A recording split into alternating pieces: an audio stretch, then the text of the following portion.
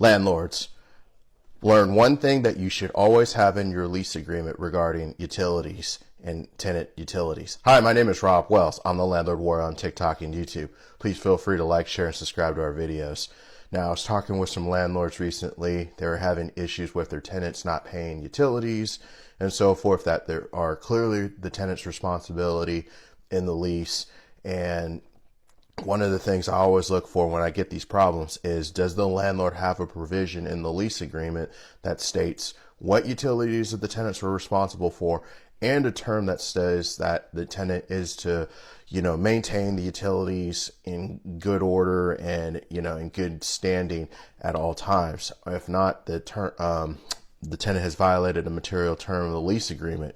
Well, I'm always looking for that term, because if the tenants fail to maintain their utility accounts as required by the lease, that could be a material violation of the lease, which would subject the tenant to a 3-day notice to perform covenants or vacate the premises. Okay, let me give you an example. So a lot of times we get a lot of tenants, the most common utilities not paid for would be like water or trash, right? And in many municipalities, the local government basically is the provider of the utilities. If a tenant doesn't maintain their account in good standing order and the tenant accrues unpaid utility charges, what they usually do is they'll lien the landlord or send the landlord a bill. And a lot of ordinances basically say the landlord's ultimately responsible for paying back the utility holder. So with a provision in the lease that states, hey, tenant, you got to maintain your accounts. If they don't, you get a lovely notice from the city or whatnot. You can give your tenant a 3-day notice to perform, advising them, hey, if you don't make this account right and maintain the account, you're subject to just cause eviction.